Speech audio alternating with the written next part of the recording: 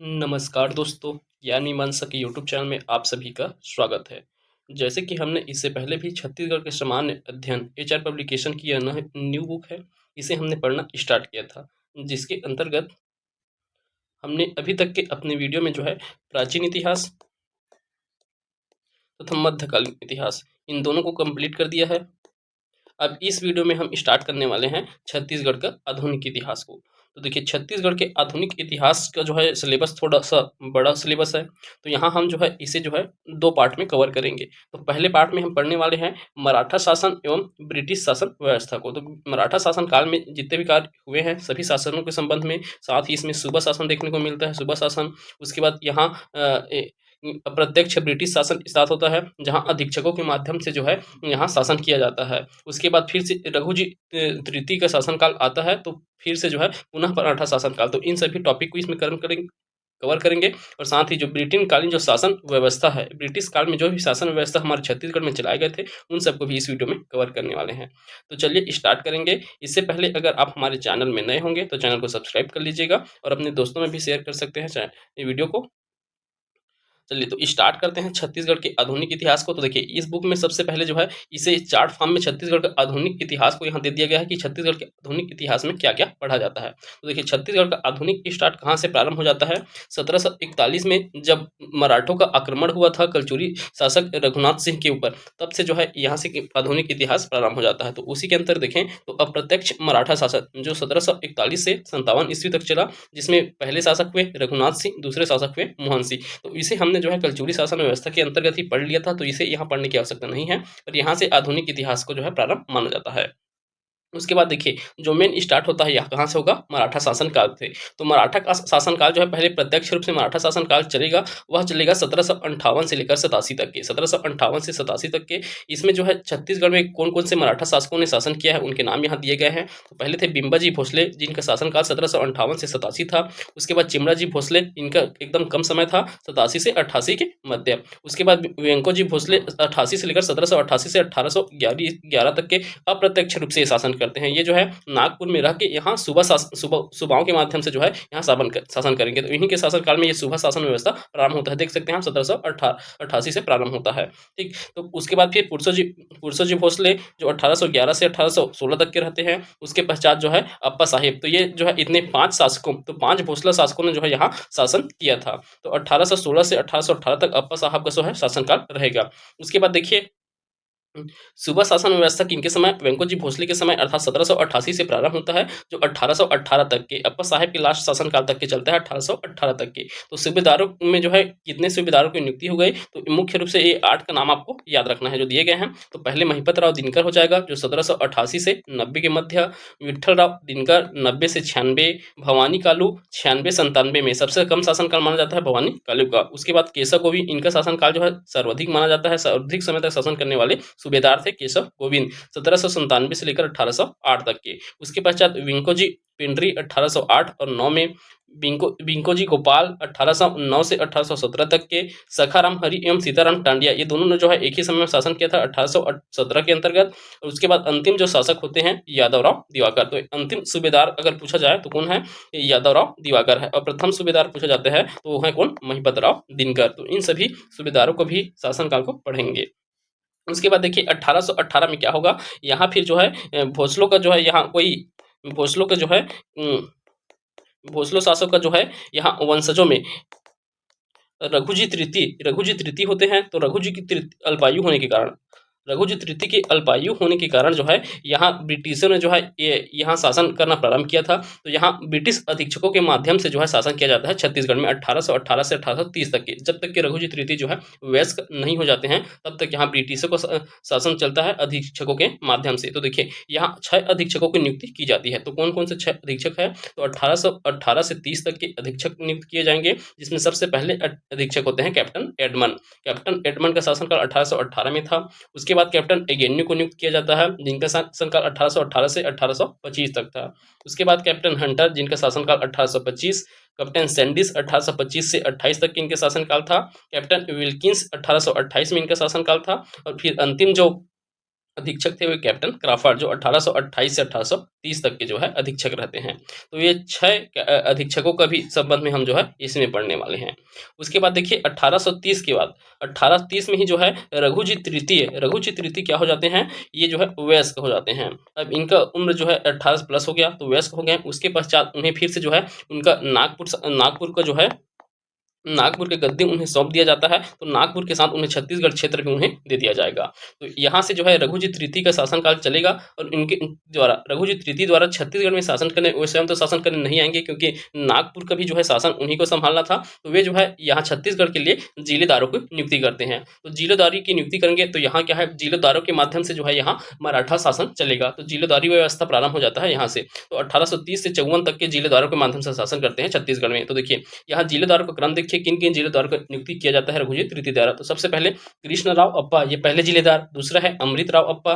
तीसरा है सदरुद्दीन। उसके बाद चौथा है दुर्गा प्रसाद। पांचवा इंदुक राव। छठवा सखाराम बापू। सातवां गोविंद राव अप्पा। गोपाल राव अप्पा। तो ये जो है 8 जिलेदारों का भी क्रम आपको याद रखना है। अब ये हो गया हमारा पूरा मराठा शासन तक। उसके बाद फिर जो है कब 1854 में जो है रघुजी तृतीय की जो है मृत्यु हो जाता है, वह भी जो है निसंतान अवस्था में, उनका कोई भी जो है पुत्र नहीं होते हैं। इस कारण जो है ये हमारा छत्तीसगढ़ क्षेत्र, साथ ही नागपुर सहित जो है पूरे छत्तीसगढ़ क्षेत्र जो है डलहौजी की हड़प नीति के तहत जो है छत्तीसगढ़ किसमें शामिल हो जाएगा, ब्रिटिश के अधीन हो जाएगा। ठीक, तो ब्रिटिश जो है शासन में शामिल हो जाएगा। तो यहाँ से अब प्रत्यक्ष ब्रिटिश शासन स्टार्ट होता है 1854 से, जो कि स्वतंत्रता तक की चलेगा। तो 1854 से 1947 तक के प्रत्यक्ष ब्रिटिश शासन देखने को मिलेगा। तो देखिए 13 मार्च 1854 को डलहौजी के हड़प नीति के तहत जो है छत्तीसगढ़ भी जो है इसमें सम्मिलित कर लिया गया ब्रिटिश शासन में। तो ये जो है आधुनिक इतिहास का आपको पूरा जो है एक चार्ट के माध्यम से समरी करा दिया गया है। उसके बाद अंदर पूरा इसका डिटेल हमें पढ़ना है। तो चलिए स्टार्ट करते हैं अब हम जो है सब कुछ को डिटेल से पढ़ने के लिए। तो देखिए इस बुक में जो है बहुत अच्छे से दिया गया है, जो आपकी काम की चीज़ें है उसे बस रखा गया है, बाकी अदर चीज़ों को हटा दिया गया है। तो ये बुक बहुत अच्छा है, अभी भी मार्केट में यह उपलब्ध है, बहुत कम ही जो है इसका कॉपी बचा हुआ है, तो आप अभी भी जाके खरीद सकते हैं। तो देखिए अब देखिए फिर से प्रत्यक्ष मराठा शासन देखें तो 1758 से लेकर 87 ईस्वी तक के पहले जो ये इनका शासनकाल रहता है बिंबाजी भोसले। तो बिंबाजी जी भोसले एकमात्र शासक हैं जिन्होंने जो है प्रत्यक्ष स्वयं जो है रतनपुर पे रहकर जो है शासन करते हैं। तो उन्हीं का शासनकाल को जो है प्रत्यक्ष मराठा शासनकाल के रूप में देख सकते हैं। तो देखिए मराठा शासक में देखें हम बिंबाजी भोसले, चिमराजी भोसले, वेंकट जी, पुरसो जी और अप्पा साहब, इन सभी द्वारा शासन किया जाता है। तो सबसे पहले देखिए जो सबसे महत्वपूर्ण है बिंबाजी भोसले, और यहाँ से प्रश्न भी बहुत सारे पूछे जाते हैं। तो 1758 से 87 तक इनका शासनकाल है। तो पहला चीज याद रखने का तो यही है कि इनका शासनकाल कब से कब तक था, 1758 से 1787 तक की। देखिए छत्तीसगढ़ में प्रथम मराठा शासक है बिंबाजी भोसले। 1758 ईस्वी में मराठों ने प्रत्यक्ष रूप से शासन किया और छत्तीसगढ़ को अपनी साम्राज्य में मिला लिया गया था। तो प्रत्यक्ष शासन कब 1758 में किया और इन्हें जो है अपने साम्राज्य में मिला लिया। छत्तीसगढ़ में शासन इन्होंने किया था, बिंबाजी भोसले ने छत्तीसगढ़ में शासन किया था। तो ये पूछा गया प्रश्न है। उसके बाद देखिए राजधानी इनका रतनपुर। तो देखिए रतनपुर से शासन किए हैं बिंबाजी भोसले, तो इनका राजधानी कौन सा, रतनपुर। मराठों की छत्तीसगढ़ में प्रथम राजधानी रतनपुर को ही कहा जाता है। अब इनका मृत्यु के संबंध में भी जानकारी प्राप्त होता है। तो इनका मृत्यु हुआ था 7 दिसंबर 1887 को। तो यह तिथि की कहाँ प्राप्त होता है, तो इसके लिए जो है एक ब्रिटिश यूरोपीय यात्री आए हुए थे यूरोपीय यात्री कोलब्रुक के यात्रा विवरण में ही जो है इसकी जानकारी प्राप्त हुआ था। वह है कि 7 दिसंबर 1787 ईस्वी को जो है बिंबाजी भोसले की मृत्यु हुआ था। तो यह प्रश्न भी पूछा गया है, देख सकते हैं 2022 के CGPSC ARTO के एग्जाम में पूछा गया है। उसके बाद देखिए बिंबाजी भोसले द्वारा कुछ स्थापत्य जो कराए गए हैं, उनके द्वारा निर्माण कार्य उसे देखें। तो पहला है राम टेकरी मंदिर। तो रतनपुर का राम मंदिर है, राम टेकरी मंदिर, उसका निर्माण। रतनपुर में संगमेश्वर शिव मंदिर का निर्माण। रतनपुर में ही खंडोबा मंदिर का निर्माण। तो रतनपुर उनकी राजधानी थी, तो रतनपुर के 3 महत्वपूर्ण मंदिरों का निर्माण इनके द्वारा कराया गया था। और जीर्णोद्धार कार्य में तो रायपुर में स्थित है दूधाधारी मठ, जिसका निर्माण बलभद्र दास द्वारा कराया गया था, कलचुरी काल में कराया गया था। आपको याद ही होगा कलचुरी काल हम जब पढ़े हैं तब बलभद्र दास द्वारा जो है दूधाधारी मठ का स्थापना कराया गया था। तो इस मठ का जो है जीर्णोद्धार किनके द्वारा कराया जाता है, बिंबाजी भोसले द्वारा। और इसके लिए जो है दान भी किया जाता है उनके द्वारा, 1 ग्राम दान में भी दिया जाता है दूधाधारी मठ के संरक्षण हेतु।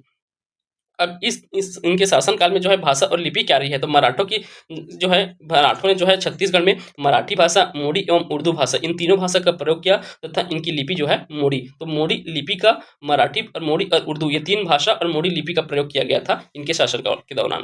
प्रशासनिक सुधार कार्यों में देखें तो बिम्बाजी भोसले के प्रशासनिक सुधार कार्य में सबसे महत्वपूर्ण है रायपुर एवं रतनपुर का प्रशासनिक एकीकरण। तो देखिए पहले रायपुर और रतनपुर दोनों जो है अलग अलग 18-18 गढ़ों के रूप में जो है शासन किया जाता था। कलचुरी शासन काल में अलग अलग शासन किया जाता था कलचुरियों के द्वारा रायपुर और रतनपुर से, परंतु यहाँ भोसला शासन काल में बिम्बाजी भोसले द्वारा रतनपुर और रायपुर दोनों का एकीकरण कर दिया जाता है। दूसरा देखिए मोहम्मद खान तरान, तो ये मोहम्मद खान तरान इनके जो है एक सैनिक थे। इनके सैन्य सेवा में बहादुरी के बदले बिम्बाजी भोसले ने इन्हें मदनगढ़ किले के 5 क्षेत्र, मदनगढ़ किले अर्थात ये जो है कौन सा क्षेत्र है, चांपा का क्षेत्र, वहां के 5 स्थानों को पुरस्कार स्वरूप भेंट किया था। तो मदनगढ़ किले के अंतर्गत आने वाले 5 गांवों को जो है मोहम्मद खान तरान को सैन्य सेवा के बदले में भेंट किया था। उसके बाद देखिए बिम्बाजी का प्रमुख प्रशासकीय अधिकारी घोड़ो महादेव था। तो उनके प्रमुख प्रशासकीय अधिकारी का नाम पूछा जाए तो कौन थे, घोड़ो महादेव। रतनपुर में न्यायालय की स्थापना भी बिम्बाजी भोसले द्वारा ही कराया गया था, तो ये पॉइंट भी याद रखेंगे, रतनपुर में न्यायालय की स्थापना कराया गया था बिम्बाजी भोसले द्वारा। अब देखिए इनके जो है 3 पत्नी होती है बिम्बाजी भोसले के, तो इनके पत्नियों के संबंध भी आप याद रखेंगे, जिसमें सबसे महत्वपूर्ण है आनंदीबाई। इनकी 3 पत्नी हुई जिसमें सबसे पहले आनंदीबाई है, दूसरी उमाबाई और तीसरी है रमाबाई। तो आनंदीबाई के संबंध में याद रखेंगे तो इन्हें देखिए ये इनके द्वारा सत्ता को संभाला जाता है। तो बिम्बाजी की मृत्यु के उपरांत 1787 से 18 ईस्वी तक के जो है 1801 ईस्वी तक के आनंदीबाई जो है सत्ता को संभालती हैं। इनका संघर्ष जो है सूबेदार जो महिपत राव थे उनके साथ इनका संघर्ष रहा, क्योंकि इन्हीं के जो है दौरान में सूबेदार की नियुक्ति प्रारंभ हो चुका था 1788 से, और उस समय जो पहले सूबेदार थे महिपत राव दिनकर, तो उनके साथ इनका संघर्ष चलते रहा। मूर्ति देखें तो इनके द्वारा जो है जो राम टेकरी मंदिर बिम्बाजी भोसले द्वारा बनाया गया था, उसी मंदिर के समक्ष हाथ जोड़े हुई स्थिति में बिम्बाजी की भी प्रतिमा स्थापित किया गया है। शासक देखें तो आनंदीबाई के समकालीन शासकों में पहले तो बिम्बाजी भोसले थे, उसके बाद चिमड़ाजी भोसले, वेंकोजी भोसले, तो ये तीनों जो है इनके समकालीन शासक है, क्योंकि इनका भी शासनकाल 1801 तक के रहा है। तो 1758 से 1801 तक के बाद ये तीनों शासक आते हैं, बिम्बाजी, चिमड़ाजी और वेंकोजी। इनके दौरान यात्री कौन आए थे, तो मिस्टर लैंकी 1790 में यूरोपीय यात्री मिस्टर लैंकी जो है छत्तीसगढ़ की यात्रा पे आए थे। और मंदिर निर्माण देखें तो लक्ष्मी नारायण मंदिर, गज किला, रतनपुर, इन सब में ही जो है इन्होंने जीर्णोद्धार कराया था। तो देखिए लक्ष्मी नारायण मंदिर का निर्माण गज किला में, तो रतनपुर का जो गज किला है वहां लक्ष्मी नारायण का मंदिर आनंदीबाई द्वारा बनवाया गया था। उसके बाद उनकी दूसरी पत्नी देखें, दूसरी पत्नी का नाम है उमाबाई। तो उमाबाई जो है अपने पति की मृत्यु से दुखी होकर 1787 ईस्वी में सती हो गई थी। तो देखिए यहाँ सती प्रथा का भी देखने को मिल रहा है कि उमाबाई का जो है सती हो गई थी। इन्हीं के परिणाम स्वरूप रतनपुर में सती चौरा का निर्माण कराया गया था। तो ये सती चौरा जो बना हुआ है वो कौन से काल का है, तो याद रखेंगे मराठा कालीन स्थापत्य है सती चौरा, जो 1787 में बिम्बाजी की मृत्यु होने के पश्चात उमाबाई के स्मृति में बनाया गया था। रमाबाई देखें तो रमाबाई जो है पति के मृत्यु के पश्चात उनके वियोग में जो है वन चली गई थी, तो रमाबाई वन चली गई थी। ठीक, तो ये 3 रानियों के संबंध में आपको याद रखना है। चलिए उसके बाद देखिए प्रशासनिक नीति में, तो वह राज्य का संपूर्ण लगान वसूल करता था तथा लगान का कोई भी भाग नागपुर में नहीं देते थे। तो बिम्बाजी भोसले द्वारा जो है संपूर्ण लगान वसूल किया जाता था, परंतु लगान वे स्वयं रखते थे रतनपुर में ही, नागपुर में कभी नहीं भेजे हैं। किसी भी मामले में वे स्वयं निर्णय लेते थे तथा नागपुर से कोई संबंध नहीं रखते थे। जमींदारियों से संबंध देखें बिम्बाजी भोसले का, तो जमींदारियों को देखें तो कोरबा की जमींदारी को जब्त कर लिया गया था, एकमात्र मराठा जमींदारी जिसको बिम्बाजी भोसले द्वारा जब्त कर लिया जाता था। दूसरा देखिए राजनांदगांव एवं खुंजी नामक 2 जमींदारी प्रारंभ की गई थी। तो ये 2 जमींदारी जो है इनके द्वारा प्रारंभ किया गया था। धमधा के जमींदार के डर से जल समाधि ले ली थी। तो धमधा के जमींदार ने जो है बिम्बाजी भोसले के डर से जो है क्या ले लिया, जल समाधि ले लिया गया था। खैरागढ़ के जमींदार से उच्च दर पर टकोली लिया जाता था। तो सबसे ज्यादा जो टकोली देते थे वे कौन से जमींदार थे, खैरागढ़ जमींदार, वे सबसे ज्यादा टकोली दिया करते थे बिम्बाजी भोसले को। अब इनके प्रमुख पदाधिकारी में देखे हैं घोड़ो महादेव, इन्हें बिम्बाजी भोसले का प्रमुख प्रशासकीय अधिकारी थे घोड़ो महादेव। अब देखिए यहाँ जो है पूरा कंप्लीट हो गया, जितना आपको याद रखना है बिम्बाजी भोसले के संबंध में उतना आपको कंप्लीट हो गया। और साथ ही आप एक पॉइंट और याद रख सकते हैं कि दशहरा के अवसर पर जो है, दशहरा के अवसर पर दान देने की जो है प्रारंभ जो रीति है, प्रथा की प्रारंभ जो है इन्हीं के द्वारा किया गया था। तो दशहरा के अवसर पर जो है दान पत्र देने की प्रथा बिम्बाजी भोसले ने प्रारंभ किया था। ठीक, तो ये आपका संपूर्ण हो गया बिम्बाजी भोसले के संबंध में। चलिए अब अगला शासक देते हैं चिमड़ाजी भोसले। तो 1787 में जो है बिम्बाजी भोसले की मृत्यु हो जाती है और इनका कोई भी पुत्र नहीं होता है। तो ये जो है पुत्रहीन होते हैं, इनके कोई पुत्र नहीं होते हैं। तो देखिए इनके जो है भाई थे, एक इनके बड़े भाई थे, उनके पुत्र का नाम था ये चिमड़ाजी भोसले। तो इन चिमराजी भोसले को ये गोद ले लेते हैं, अपने बड़े भाई के जो पुत्र थे चिमराजी भोसले उन्हें जो है गोद लेते हैं। तो इनका शासनकाल 1787-88 में रहेगा। इनका मूल नाम पूछा जाए तो खंडोजी है, चिमराजी का पूर्ण नाम खंडोजी है। इन्हें चिमना बापू के नाम से भी जाना जाता है और इनकी उपाधि सेना धुरंधर, तो इन्हें सेना धुरंधर की उपाधि दिया गया था और यह उपाधि किनके द्वारा, आनंदीबाई द्वारा दिया गया था। तो आनंदीबाई द्वारा यह उपाधि दिया गया था चिमराजी भोसले को सेना धुरंधर की। जीर्णोद्धार कार्य में देखें तो चिमराजी भोसले के शासनकाल में जो है गंधेश्वर महादेव मंदिर, सिरपुर का गंधेश्वर महादेव मंदिर है, उसका जीर्णोद्धार कार्य कराया गया था। तो इस मंदिर का निर्माण और किनके शासनकाल में, तो आपको याद हो जा पांडु वंश में हम महाशिवगुप्त बालार्जुन का शासनकाल पढ़े थे, तो उन्हीं के द्वारा जो है इस गंधेश्वर महादेव शिव मंदिर का निर्माण सिरपुर में कराया गया था। तो इसका जीर्णोद्धार चिमराजी भोसले द्वारा कराया गया है। चिमराजी भोसले के संबंध में याद रखेंगे, बिंबाजी भोसले अपने भतीजा चिमराजी भोसले को गोद लिए थे। तो ये जो है गोद लिए गए थे बिंबाजी भोसले द्वारा। चलिए अगला देखिए वेंकटजी भोसले। तो वेंकटजी भोसले भी शासनकाल महत्वपूर्ण है क्योंकि इनके शासनकाल में सूबाओं की नियुक्ति किया जाएगा, सूबेदारी प्रथा प्रारंभ किया जाता है।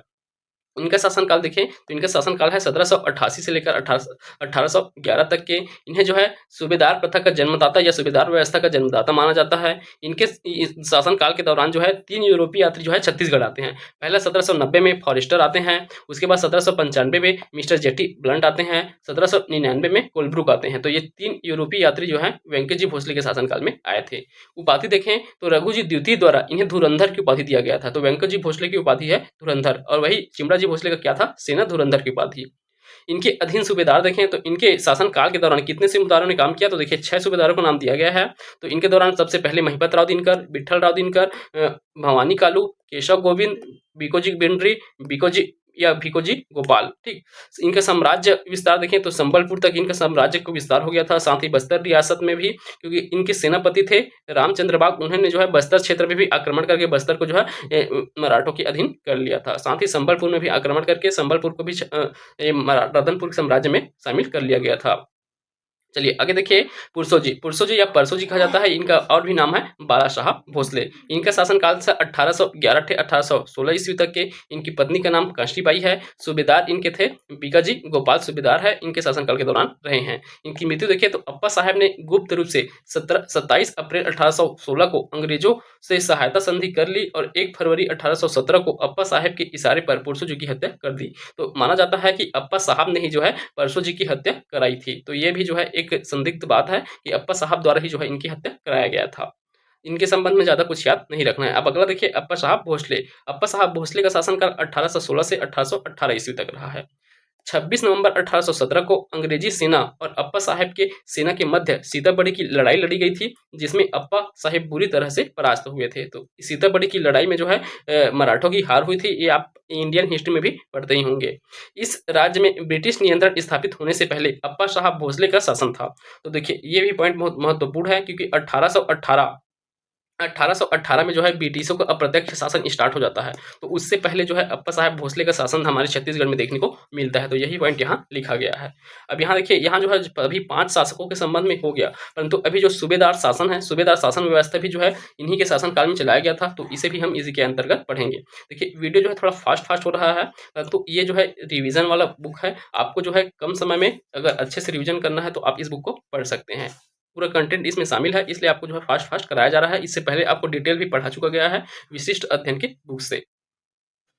तो देखिए अब सूबा शासन व्यवस्था में तो 1788 से 1818 ईस्वी तक की सूबा शासन व्यवस्था चलता है। तो इसमें देखिए इसका सामान्य परिचय दिया गया है। तो 17 अवधि था 1788 से लेकर 1818। राजधानी रतनपुर रहता है। सूबा शासन के दौरान भी सूत्रधार थे वेंकोजी भोसले। अधिकार इस काल में छत्तीसगढ़ में नागपुर का राज्य था। तो नागपुर साम्राज्य का ही राज्य था, क्योंकि जो वेंकोजी भोसले हैं वे नागपुर से रहकर जो है सूबाओं के माध्यम से छत्तीसगढ़ में शासन करते थे। पद देखें तो सूबेदार शासक न होकर मराठों के अधीन एक अधिकारी मात्र थे। तो देखिए सूबेदार एक शासक नहीं थे, ये मराठों के अधीन एक अधिकारी मात्र थे। क्रम देखिए इस शासन पद्धति के अंतर्गत प्रदेश में 8 सूबेदारों की नियुक्ति की जाती है। तो यहाँ पूछा भी गया है कितने सूबेदारों की नियुक्ति होती है, तो कुल 8 सूबेदारों की नियुक्ति की जाती है। अब इनका वर्णन आपको नीचे दिया गया है, इनके संबंध में डिटेल से कवर करना है। तो इनके नाम हम पहले भी देख चुके हैं 8 का। जिसमें पहले हैं महिपत राव दिनकर। तो महिपत राव दिनकर पहले हो जाएंगे। इनके शासनकाल अब याद रखना है, इनके शासनकाल से भी प्रश्न पूछा जाता है। तो 1788 से 90 तक के, 88 से 90 तक के मात्र ये जो है 3 वर्ष तक के जो है शासन करते हैं महिपत राव दिनकर। छत्तीसगढ़ में प्रथम सूबेदार थे। इनके इस समय यात्री आए थे फॉरेस्टर। 17 मई 1790 को फॉरेस्टर जो है छत्तीसगढ़ की यात्रा करते हैं। इनका संघर्ष आनंदीबाई के साथ इनका संघर्ष हुआ था, हम पहले भी देखे हैं। इनके शासनकाल में सारी शक्तियां आनंदीबाई के हाथों में थी। तो ये वेंकट जी भोसले की जो है पत्नी थी, इस कारण जो है उनके हाथों में जो है संपूर्ण जो है शक्तियां थी। उसके बाद देखिए विठल राव दिनकर। विठल राव दिनकर का शासनकाल 1790 से 96 तक रहता है। तो ये 6 से 7 वर्ष तक की जो है इनका शासनकाल देखने को मिलता है। इनके समय यात्री जेटी ब्लंट 1795 में जेटी ब्लंट जो है छत्तीसगढ़ की यात्रा पे आते हैं। देखिए जन्मदाता देखें तो परगना पद्धति के जन्मदाता माने जाते हैं विठल राव दिनकर। तो परगना पद्धति की शुरुआत इन्हीं के द्वारा किया गया था, इसलिए इन्हें परगना पद्धति के जन्मदाता कहा जाते हैं। देखिए परगनों के जो प्रमुख होते हैं वे कमा विस्तार होते हैं। इन्होंने कलचुरी-कालीन छत्तीसगढ़ों को 27 परगनों में विभाजित किया था। तो इनके द्वारा जो पहले छत्तीसगढ़ चला करता था कलचुरी काल में, उसे ही 27 परगनों में विभाजित करके परगना पद्धति का प्रारंभ किया था। इनके शासनकाल में एक विद्रोह हुआ था, कौन सा? भोपालपट्टनम संघर्ष। जो जेटी ब्लंट आए थे यूरोपीय यात्री, उन्हीं के बस्तर प्रवेश के विरोध में ये भोपालपट्टनम संघर्ष जो है किया गया था। चलिए अगला देखें भवानी कालू। भवानी काली का शासन, इनका शासनकाल जो है 1796 से 97 तक रहते हैं। सबसे कम समय का है, सबसे कम अवधि के लिए जो है सूबेदार थे। कारण देखिए इन्होंने मराठा दरबार में स्वयं न जाकर अपने प्रतिनिधि कोडो विष्णु को भेजा, इस कारण इन्हें जो है पद से हटा दिया जाता है। तो ये मराठा दरबार में स्वयं न जाकर अपने प्रतिनिधि भेजते थे, इस कारण इन्हें हटा दिया गया, इसलिए इनका शासनकाल सबसे कम शासनकाल था।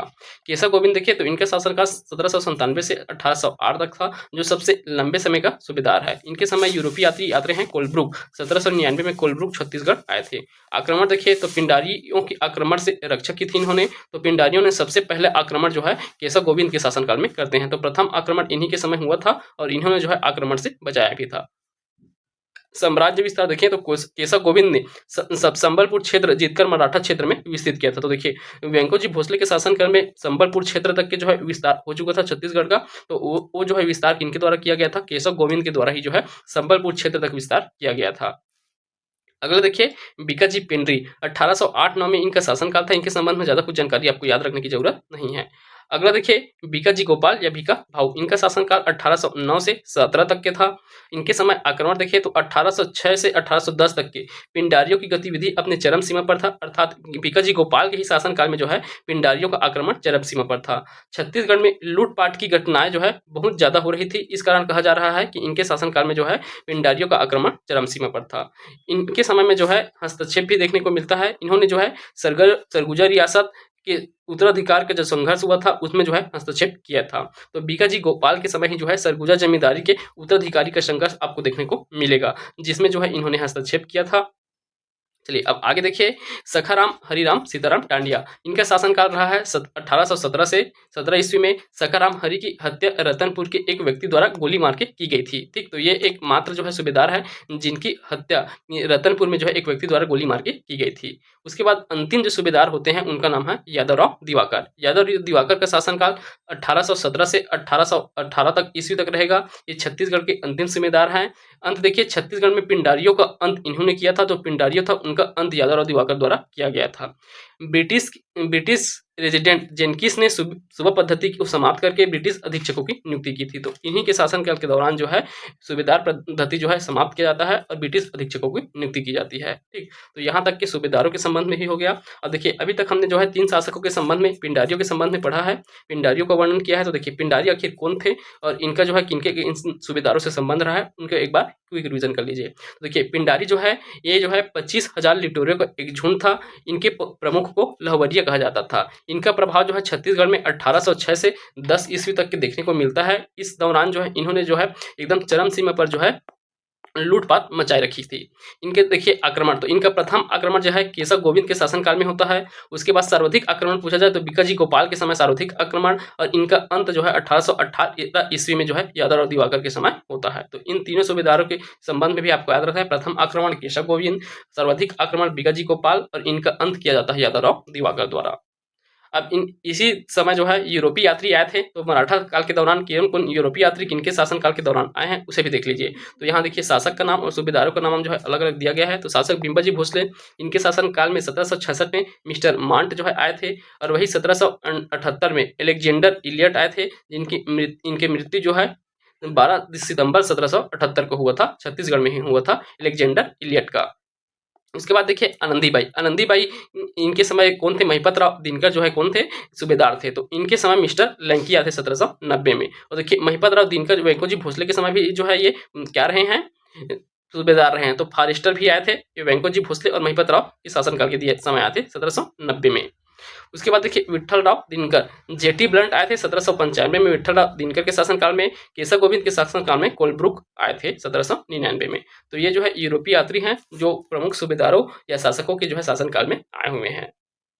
चलिए अन्य विदेशी यात्रियों को छत्तीसगढ़ आगमन देखे तो जो हम प्राचीन इतिहास में देखे थे उन्हें देख सकते हैं। तो वेनसांग जो है 639 ईस्वी में आते हैं। कहाँ? पांडु वंश के जो शासक थे बलर्जुन, उनके शासनकाल में आएंगे छत्तीसगढ़।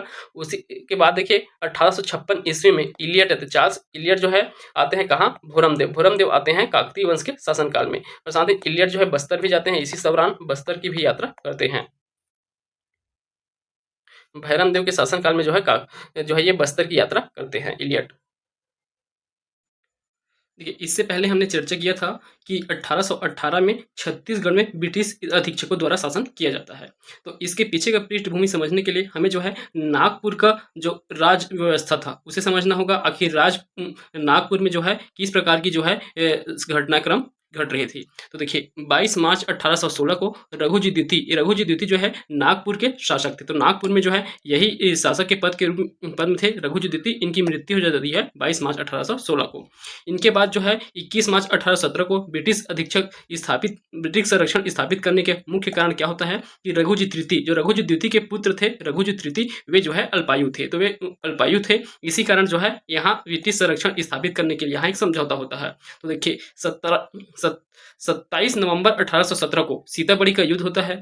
इस युद्ध में मराठों की हार हुई और अंततः मराठों को अंग्रेजों की सहायता संधि को स्वीकार करना पड़ा। तो सहायता संधि करना चाहते थे अंग्रेज, उसके लिए पहले मराठे नहीं माने। तो उसके लिए जो है सीताबड़ी में एक युद्ध होता है। उस युद्ध में मराठों की हार होती है और उस हार के परिणाम स्वरूप ही उन्हें जो है ब्रिटिश को अंग्रेजों की जो सहायता संधि होती है उसे स्वीकार करना होता है। और उस सहायता संधि में क्या होता है कि अब जो है नागपुर में किनके द्वारा शासन किया जाएगा? ब्रिटिशों द्वारा जो है, जब तक कि रघुजी तृतीय वयस्क न हो जाए तब तक की जो है अंग्रेजों द्वारा शासन किया जाएगा। तो वही जो है परिणाम आपको देखने को मिलेगा छत्तीसगढ़ में, क्योंकि छत्तीसगढ़ भी नागपुर के अधीन था। जिस कारण अब देखिए 31 मई 1818 को नागपुर के रेजिडेंट बनते हैं जेनकिंस, और इन्होंने घोषणा की कि रघुजी तृतीय की अव्यवस्था समाप्त होने तक अर्थात उनके वयस्क होने तक के संपूर्ण मराठा राज्य ब्रिटिश नियंत्रण में रहेगा। तो संपूर्ण मराठा राज्य ब्रिटिश नियंत्रण में रहता है। और 1818 में इस प्रकार पहली बार छत्तीसगढ़ में अंग्रेजी शासन के अधीन हुआ। तो छत्तीसगढ़ सबसे पहले अंग्रेजी शासन के अधीन कब आया अगर पूछा जाता है तो आपको याद रखना है 1818 में। ये पहला समय है जब जो है ब्रिटिश के नियंत्रण में आता है हमारा छत्तीसगढ़, इसीलिए इसे जो है ब्रिटिश नियंत्रण काल के नाम से भी जाना जाता है।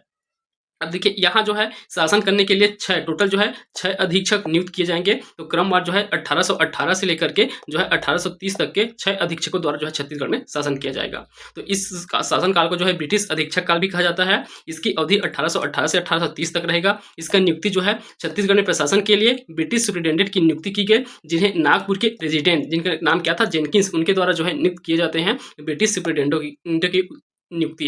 तो ब्रिटिश सुप्रिटेंडेंट या इन्हें ब्रिटिश अधीक्षक कहेंगे। तो देखिए सबसे पहले जो अधीक्षक होते हैं कैप्टन एडमंड। तो कैप्टन एडमंड सबसे पहले अधीक्षक हुए। इनका शासनकाल 1818 में ही रहेगा। छत्तीसगढ़ में प्रथम ब्रिटिश अधीक्षक होते हैं। इनकी राजधानी थी रतनपुर। तो इन्होंने जो है जैसे भोसलों की राजधानी कहाँ थी? रतनपुर था, और वहीं से जो है इन्होंने भी जो है अपना शासन संभाला था। इनका क्रम देखिए तो नागपुर के भोसले राज्य पर ब्रिटिश नियंत्रण के अंतर्गत छत्तीसगढ़ में नियुक्त प्रथम सुप्रिटेंडेंट थे। इनके समय एक विद्रोह हुआ था, डोंगरगढ़ के जमींदारों का विद्रोह। तो डोंगरगढ़ के जो जमींदार थे उन्होंने जो है विद्रोह किया था 1818 में इनके शासनकाल में, एडमंड के शासनकाल में। और इस विद्रोह को दमन करने के लिए जो है खैरागढ़ रियासत के जो जमींदार है वे कैप्टन एडमंड की सहायता करते हैं। उसके परिणाम स्वरूप जो खैरागढ़ के जमींदार हैं उन्हें भी जो है डोंगरगढ़ जमींदारी जो है उन्हें दे दिया जाता है।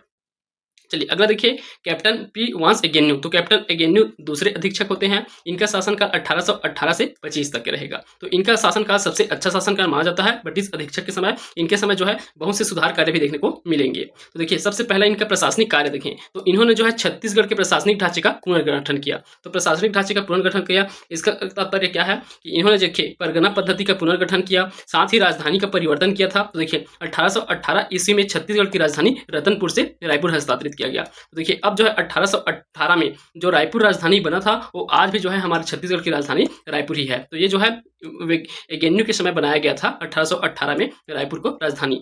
उस देखिए परगना के पद्धति का पुनर्गठन किया गया। तो परगना पद्धति की प्रारंभ जो है सूबेदार शासन काल में देखने को मिलता है विठलराव दिनकर द्वारा। तो वहां जब उनके द्वारा परगना पद्धति प्रारंभ किया गया था तो उन्होंने जो है छत्तीसगढ़ को 27 परगनों में विभाजित किया था। अब इसी 27 परगनों को इन्होंने जो है पुनर्गठन करके 8 परगनों में सीमित कर दिया, 8 परगना। उसके बाद किंतु कुछ समय बाद ही जो है इन्होंने 9 परगने कर दिए, अर्थात एक और नया परगना, पहले 8 परगना किए उसके बाद एक और परगना। तो टोटल 9 परगने जो है इनके द्वारा बनाया गया एगेन्यू के द्वारा। तो देखिए नवा परगना कौन था, तो बालोद जो है नवा परगना था। ठीक, देखिए रायपुर परगने में तरेंगा, सिमगा एवं कोंटा सम्मिलित थे जबकि लोरमी सम्मिलित नहीं था। तो ये भी प्रश्न पूछा गया है। तो तरेंगा, सिमगा और कोटा ये तीनों जो है रायपुर परगने के अंतर्गत आते हैं, परंतु ये लोरमी जो है रायपुर परगने के अंतर्गत नहीं आता था। चलिए आप देखिए प्रतिवेदन। तो देखिए एगेन्यू द्वारा जो है एक प्रतिवेदन जारी किया गया था। इस प्रतिवेदन में क्या था, सूबा शासनकालीन जो कर है उनका वर्णन देखने को मिलता है। जो एगेन्यू द्वारा प्रतिवेदन जारी किया गया था उस प्रतिवेदन का नाम था छत्तीसगढ़ सूबा या प्रांत पर प्रतिवेदन 1820। तो 1820 में प्रतिवेदन जारी किया गया था एगेन्यू द्वारा। इसमें सूबा शासनकालीन करों का वर्णन दिया गया है। इनके द्वारा कर्मचारियों की नियुक्ति भी की जाते हैं। तो ब्रिटिश अधीक्षक काल में जो है 3 नए कर्मचारियों की नियुक्ति की गई। पहला तो बरार पांडे, दूसरा पोद्दार और तीसरा अमीन। तो ये 3 जो है नए कर्मचारियों की नियुक्ति जो है ये अंग्रेजों द्वारा लाए गए थे। उसके बाद देखिए इनके शासनकाल में बहुत सारे विद्रोह भी देखने को मिलेगा। जैसे 1818 में होता है नवागढ़ का विद्रोह। ये जो है महारसिया जमींदार थे यहाँ के, नवागढ़ के जमींदार महारसिया, उनके द्वारा विद्रोह किया जाता है नवागढ़ का विद्रोह। 1818 से 25 तक के गोंड विद्रोह चलता है। ये धमधा के गोंड राजाओं द्वारा किया गया विद्रोह था। 1819 में सोना खान का विद्रोह होता है। तो देखिए सोना खान में विद्रोह इनके द्वारा रामसाय। तो रामसाय कौन थे, तो आप वीर नारायण सिंह को जानते ही हैं। तो उनके पिता का नाम है रामसाय। तो उनके पिता जी थे रामसाय, उनके द्वारा 1819 में सोना खान में भी विद्रोह किया गया था। इसका दमन जो है कैप्टन मैक्सम द्वारा किया गया। 1825 में परलकोट का विद्रोह हुआ था जिसके नेतृत्व करता कौन थे, गेंद सिंह। इसका दमन कैप्टन पेबे ने किया था। सावंत भारती का विद्रोह भी हुआ था जो सावंत भारती के इनके जो है नेतृत्व में किया गया था। तो इसलिए सावंत भारती का विद्रोह किया गया। ये भी किनके शासनकाल में हुआ था, एगेन्यू के शासनकाल में। देखिए यहाँ एक पॉइंट और लिखेंगे कि जेनकिंस, तो ये नागपुर के रेजिडेंट थे। जेनकिंस वे जो है 1818 ईस्वी में रतनपुर की यात्रा की थी। तो 1818 में जेनकिंस रतनपुर घूमने आए थे। उसके बाद देखिए अगले जो अधीक्षक है वे है कैप्टन हंटर। इनका शासनकाल 1825 में था, इतना ही याद रखना है आपको और कुछ नहीं। तो ये तीसरे अधीक्षक थे कैप्टन हंटर। उसके बाद आते हैं कैप्टन सैंडिस। तो इनके संबंध में भी बहुत महत्वपूर्ण है, तो इनके संबंध में भी आपको ज्यादा से ज्यादा याद रखना है। तो देखिए इनका शासनकाल 1825 से 28 ईस्वी तक के। इन्होंने जो है ताहूदारी प्रथा की शुरुआत की। तो देखिए इन्होंने ताहूदारी प्रथा की शुरुआत की थी। इन्होंने पहले 2 ताहूदारी बनाए, पहला लोरमी 1826 में और दूसरा 1828 में तरेंगा। तो लोरमी और तरेंगा 2 ताहूदारियों के साथ जो है इन्होंने ताहूदारी प्रथा की शुरुआत की। इनके समय जो है समझौते भी कराए गए थे। तो देखिए कौन कौन से समझौते हुए थे सैंडिस के शासनकाल में, तो बस्तर, कांकेर और जयपुर के इन करत राज्यों के मध्य जो विवाद था उनका समझौता कराया गया था कैप्टन सैंडिस द्वारा। बस्तर और करौत का विवाद इन्हीं के सामने आया था। अंग्रेजों और रघुजी तृतीय के मध्य समझौता, तो अंग्रेजों और रघुजी तृतीय के मध्य जो समझौता हुआ था जो अपने शासन को फिर से प्राप्त करने के लिए, तो यह भी जो है इन्हीं के शासनकाल में 13 दिसंबर 1826 को ही हुआ था। देखिए प्रारंभ, देखिए छत्तीसगढ़ में डाकतार व्यवस्था का प्रारंभ इन्होंने ही करवाया था। और देखिए माध्यम के रूप में जो छत्तीसगढ़ में सबसे पहली सरकारी कामकाजों के लिए अंग्रेजी को माध्यम भी जो है कैप्टन सैंडिस ने करवाया था। साथ ही ग्रेगोरियन कैलेंडर का भी जो है प्रारंभ इन्होंने के द्वारा ही कराया गया था। तो अंग्रेजी से संबंधित जितने भी आपको देखने को मिलेगा वो सभी जो है इनके द्वारा कैप्टन सैंडिस के द्वारा ही जो है छत्तीसगढ़ में प्रारंभ किए गए थे। चाहे अंग्रेजी कैलेंडर हो, ग्रेगोरियन कैलेंडर, या अंग्रेजी भाषा हो, डाकतार व्यवस्था हो, इन सबकी शुरुआत जो है कैप्टन सैंडिस द्वारा कराए गए थे। उसके बाद अगले हैं कैप्टन विल्किंस। कैप्टन विल्किंस ने जो है 1828 ईस्वी में जो है शासन किया था। तो इनका शासनकाल रहेगा 1828 ईस्वी। उसके बाद देखिए अंतिम है कैप्टन क्रॉफर्ड। कैप्टन क्रॉफर्ड का शासनकाल 1828 से 1830 ईस्वी तक। ये छत्तीसगढ़ के अंतिम ब्रिटिश अधीक्षक थे। इनके समय जो है एक नवीन समझौता होता है सत्ती प्राप्ति हेतु रघुजी तृतीय एवं नागपुर के ब्रिटिश रेजिडेंट मिस्टर बिल्डर। तो अब जो है मिस्टर बिल्डर ब्रिटिश रेजिडेंट बन चुके हैं नागपुर के। उनके मध्य 27 सितंबर 1829 को एक नवीन समझौता होता है। इस समझौते के तहत अब जो है रघुजी तृतीय को जो है उनका शासन सौंप दिया जाएगा, क्योंकि वे जो है अब क्या हो गए हैं, वयस्क हो गए हैं। इस कारण जो है उन्हें जो है उनका शासन सौंप दिया जाएगा। तो देखिए सत्ता का हस्तांतरण जो है 6 जून 1830 को, तो जो छत्तीसगढ़ का जो कैप्टन क्रॉफर्ड थे, उन्होंने जो है 6 जून 1830 को ब्रिटिश संरक्षण की समाप्ति कर दी और जो अपना पदभार है वे जो है इन्हें सौंप देते हैं। तो रघुजी तृतीय द्वारा जो है जिलेदार नियुक्त किए जाते हैं कृष्णराव अप्पा उन्हें जो है शासन सौंप देते हैं कैप्टन क्रॉफर्ड। ठीक, तो इनके संबंध में इतना ही आपको याद रखना है। चलिए उसके बाद आता है पुनः भोसला शासन। अब फिर से रघुजी तृतीय को उनका शासन मिल चुका है, तो यहाँ से फिर रघुजी तृतीय द्वारा जो है प्रत्यक्ष रूप से शासन किया जाएगा और छत्तीसगढ़ में जो है शासन ये जो है जिलेदारों के माध्यम से करेंगे। तो 1830 से 1854 का जो समय है पुनः भोसला शासन के नाम से जाना जाता है। तो देखिए रघुजी तृतीय का शासनकाल ही है ये 1830 से 54 तक। उसके बाद 54 में मृत्यु होने के पश्चात डलहौजी की हड़प नीति के तहत पूरा नागपुर, छत्तीसगढ़ सहित नागपुर साम्राज्य जो है ब्रिटिश के अधीन आ जाएंगे। अब देखिए अगला है, इसमें चलिए सभी को पॉइंट वाइज देखते हैं। पहला है रघुजी तृतीय ने छत्तीसगढ़ का शासन जिलेदारों के माध्यम से संचालित किया था, तो जिलेदारों के माध्यम से संचालित किया था। दूसरे 6 जून 1830 को ब्रिटिश अधीक्षक क्रॉफर्ड ने भोसला प्रतिनिधि कृष्णराव अप्पा को छत्तीसगढ़ का शासन सौंप दिया था, पहले भी चर्चा किए हैं।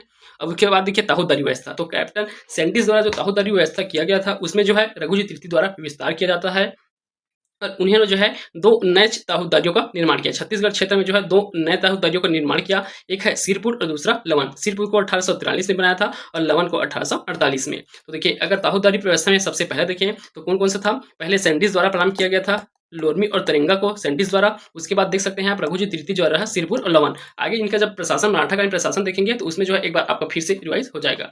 अब इनके द्वारा जो सुधार कार्य किए गए थे उसमें देखें तो सबसे पहला था सती प्रथा का प्रतिबंध। तो इनके शासन काल में हुआ था ना, इनके द्वारा डायरेक्ट नहीं किया है, तो सती प्रथा में अंग्रेजों द्वारा ही जो है सती प्रथा पर प्रतिबंध लगाया था 1831 में। तो इस समय छत्तीसगढ़ में सती प्रथा विद्यमान थी, यह एक अमानवीय व क्रूर प्रथा थी। इस पर रोक लगाने के लिए रघुजी तृतीय द्वारा 1831 में दिया गया था आदेश। नरबली प्रथा पर रोक भी लगाया गया था इनके द्वारा। तो नरबली प्रथा पर रोक ब्रिटिश प्रतिनिधि जॉन कैंपबेल, तो ब्रिटिश प्रतिनिधि थे जॉन कैंपबेल। तो हम इससे पहले मेरिया विद्रोह भी पढ़े थे, मेरिया विद्रोह, तो उसमें हमने पूरा जो है नरबली प्रथा के संबंध में पूरा डिटेल कवर कर लिया है।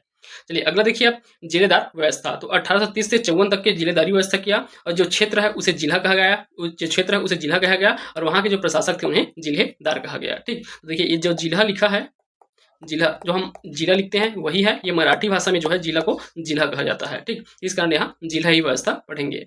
उसके बाद देखिए इनका मुख्यालय कहाँ, रायपुर था। नियुक्ति करता थे रघुजी तृतीय, अवधि 1830 से 1854। जिलेदार कुल 8 जिलेदार की नियुक्ति की जाती है, उनका नाम यहाँ दिया गया है 8 का। सबसे पहले कृष्णराव अप्पा, दूसरे अमृतराव अप्पा, सदरुद्दीन, दुर्गा प्रसाद, इंदुकराव, सखाराम बापू, गोविंदराव अप्पा, गोपाल राव, ये अंतिम जो है जिलेदार थे।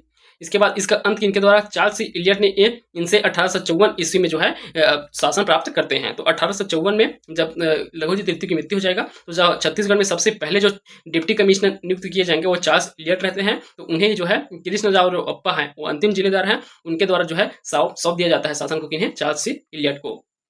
देखिए रघुजी तृतीय के समय जो छत्तीसगढ़ में जो महत्वपूर्ण विद्रोह हुए हैं उन्हें भी देख लीजिए। तो देखिए धमधा के गोंड जमींदारों का विद्रोह 1830 में हुआ था। बरगढ़ के जमींदारों के विद्रोह 1833 से 45 में हुआ था, जिसके नेतृत्व करते थे अजीत सिंह और बलराम सिंह। तारापर का विद्रोह ये बस्तर क्षेत्र में हुआ था, जनजाति विद्रोह जो 42 से 54 तक चला था। ये इस समय भी जो शासक कौन थे, रघुजी तृतीय। मेरिया विद्रोह भी देख सकते हैं आप, क्योंकि ये जो है नरबली प्रथा के रोक के विरोध में किया गया था। तो ये भी इसी समय किया गया, क्योंकि इसी समय जो है नरबली प्रथा पर रोक लगाया गया था। देखिए 11 दिसंबर 1853 को रघुजी तृतीय की मृत्यु हो गई थी। अब यही उसकी पृष्ठभूमि है कि कैसे अब जो है मराठा शासन जो है समाप्त हो जाता है और कैसे अंग्रेजी शासन जो है स्थापित होगा। तो 11 दिसंबर 1853 को रघुजी तृतीय की मृत्यु हो गई। सन 1854 में भारत के गवर्नर जनरल लॉर्ड डलहौजी ने हड़प नीति के तहत नागपुर राज्य को ब्रिटिश राज्य में विलय कर लिया।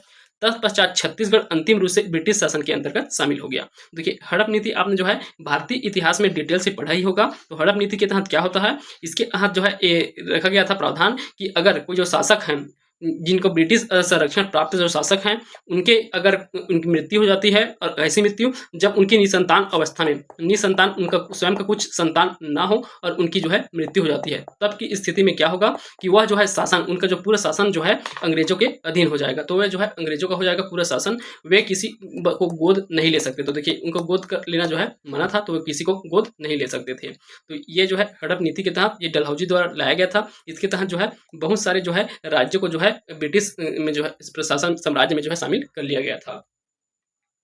चलिए आगे देखिए पदाधिकारी और विशेष। तो अभी तक हम ने जितना भी पढ़ा था मराठा शासन काल में, उसमें जो है प्रथम शासक ऐसे जो पढ़े हैं उन सबको देख लीजिए। छत्तीसगढ़ में प्रथम मराठा शासक थे बिंबाजी भोसले। छत्तीसगढ़ में अंतिम मराठा शासक रघुजी तृतीय। छत्तीसगढ़ में प्रथम सूबेदार महिपत राव दिनकर थे। छत्तीसगढ़ में अंतिम सूबेदार थे यादव राव दिवाकर। छत्तीसगढ़ में प्रथम ब्रिटिश अधीक्षक कैप्टन एडमंड थे। छत्तीसगढ़ में अंतिम ब्रिटिश अधीक्षक कैप्टन क्रॉफर्ड थे। छत्तीसगढ़ में प्रथम जिलेदार थे कृष्ण राव अप्पा। छत्तीसगढ़ में अंतिम जिलेदार थे गोपाल राव अप्पा। तो ये सभी जो है प्रथम प्रथम और अंतिम अंतिम है। ठीक, तो इनके संबंध में भी आप याद रखेंगे। तो यहाँ से आपका जो है मराठा शासनकाल जो है खत्म होता है। उसके बाद मराठा कालीन, यहाँ से मराठों का प्रशासनिक व्यवस्था प्रारंभ होता है।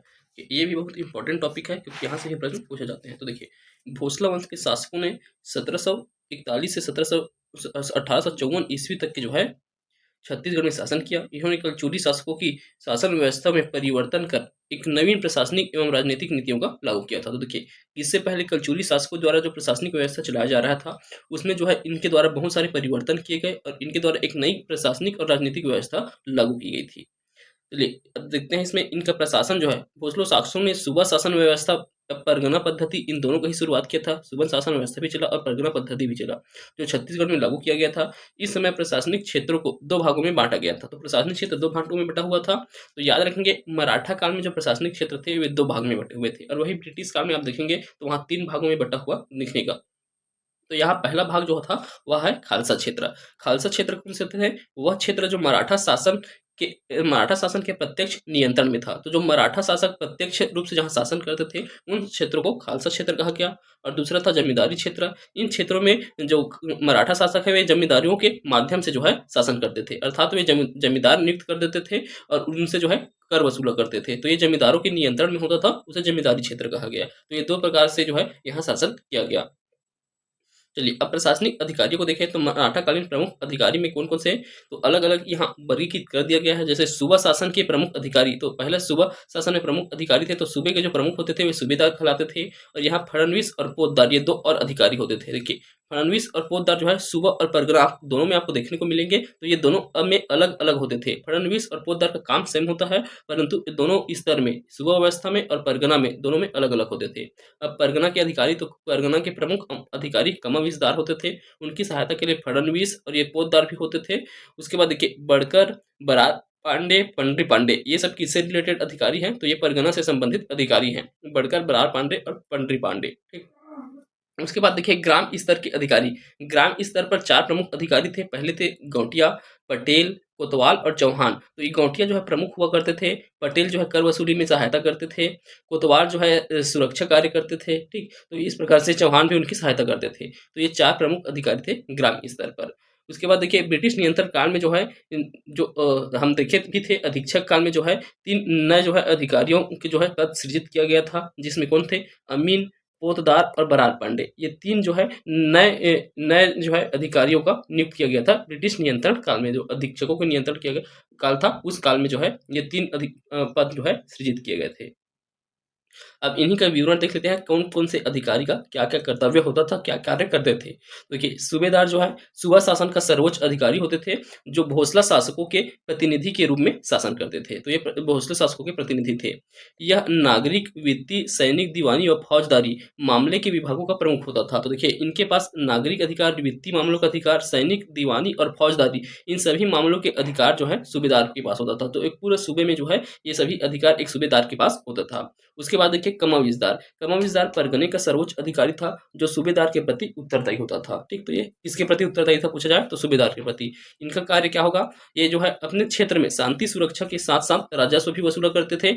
परगने में नागरिक, सैनिक व वित्तीय दायित्वों का वहन करते थे कमाविसदार। तो इन्हें नागरिक अधिकार, सैनिक और वित्तीय ये सभी अधिकार कमाविसदार को प्राप्त थे। उपहार देखें तो इन्हें टीका या नजराना नामक एक उपहार दिया जाता था। ये रक्षाबंधन के अवसर पर कमाविसदार को दिए जाने वाला उपहार था टीका या नजराना। एक और शुक्राना भी दिया जाता था। ये जो है रैयत का अर्थ होता है ग्राम, रैयत का अर्थ है ग्राम। तो ग्राम की ओर से कमाविसदार को प्राप्त होने वाला उपहार शुक्राना कहलाता है और वही रक्षाबंधन के अवसर पर जो उपहार दिया जाता था उसे टीका या नजराना कहा जाता था। अगला अधिकारी है बरार पांडे। बरार पांडे भू राजस्व की जानकारी एकत्र करने वाला अधिकारी होता था। इनका कार्य है प्रत्येक गांव की कृषि उत्पादकता के आधार पर उस गांव का जो है लगान का निर्धारण करना। तो ये जो है बरार पांडे का कार्य था। ये भू राजस्व अधिकारी थे। ठीक, तो भू राजस्व की जानकारी एकत्र करते थे और जो है कृषि उत्पादों की जो उत्पादकता है उसके आधार पर जो लगान का भी निर्धारण करते थे। उसके बाद देखिए गौटिया। तो गौटिया जो है ग्रामीण स्तर पर सर्वोच्च पद था गौटिया का। इनका कार्य है ग्रामीण शासन का संचालन करना। इसके संबंध में याद रखेंगे यह कलचुरी पद था जो मराठा कालीन में भी यथावत बना रहा था। तो ये कलचुरी काल में भी गौटिया का पद हम पढ़े भी थे। तो गौटिया जो है कलचुरी काल में ही सृजित किया गया पद था जो मराठा काल में भी यथावत बना रहा। अंग्रेजों ने छत्तीसगढ़ में ग्राम में कर वसूली करने के लिए गौटिया के पद का सृजन किया था। तो अंग्रेजों द्वारा भी जो है गौटिया के पद को रखा गया था और उन्हें जो है कर वसूली करने, कर का सृजन करने के लिए जो है यह पद रखा हुआ था अंग्रेजों द्वारा भी। अगर देखिए पटेल। पटेल मराठा कालीन सृजित पद था उसे, जिसे ब्रिटिश काल में समाप्त कर दिया था। देखिए तो इसे जो है पटेल को जो है मराठा काल में नया पद लाया गया था पटेल का पद, इसे जो है ब्रिटिश काल में समाप्त कर दिया गया। फडणवीस को देखिए। फडणवीस या इसे लेखापाल के समान होते थे फडणवीस। परगने के आय व्यय का हिसाब करने वाला सर्वोच्च लेखा अधिकारी होते थे फडणवीस, और साथ ही ये सूबा में व्यवस्था में भी होते थे। तो देखिए फडणवीस जो है सूबा में भी होते थे, मराठाकालीन राजस्व अधिकारी थे। इनका सूबा शासन का राजस्व अधिकारी था जो सूबे के आय व्यय का हिसाब रखता था। तो देखिए ये सूबा में भी होते थे आय व्यय का हिसाब रखने के लिए, और जो है ये परगने में भी होते थे। तो दोनों स्तर में जो है अलग अलग फडणवीस हुआ करते थे। इनकी सहायता हेतु एक नायाब फडणवीस भी होते थे। उसके बाद देखिए पोद्दार। ये मराठा कालीन राजकोष अधिकारी थे। इनका कार्य परगने का और साथ ही सूबा का भी, सूबा में भी होते थे और परगने में आय व्यय का हिसाब रखने का कार्य इनका भी होता था। बरार पांडे के सहयोग के लिए इसकी नियुक्ति की गई थी। तो ये बरार पांडे का जो है सहयोग करते थे। अगला देखिए बड़कर। बड़कर का कार्य क्या होगा? बड़कर का कार्य है लगान संबंधी दस्तावेज तैयार करना, परगने की सामान्य स्थिति तथा अपने कार्यों की सूचना कमाविजदार को देना। तो एक कमाविजदार को डायरेक्ट जो है ये सूचना देते थे। परगने में जो भी स्थिति थी उसकी सूचना और अपने कार्य जो कार्य कर रहे हैं उनकी सूचना देते थे। इन्हें कमाविजदार को लगान संबंधित दस्तावेज तैयार करने का भी कार्य किया जाता था। उसके बाद देखिए पंड्या। पंड्या यह एक अस्थायी राजस्व कर्मचारी था जिसकी नियुक्ति अमीन की कार्यों को पूरा करने के लिए किया गया था। तो अमीन के कार्यों को पूरा करने के लिए पंड्या का नियुक्ति किया गया था। ये अस्थायी राजस्व कर्मचारी था। पौनी देखिए। पौनी एक विशेष सेवादार होते थे। पौनी विशेष सेवादार होते थे।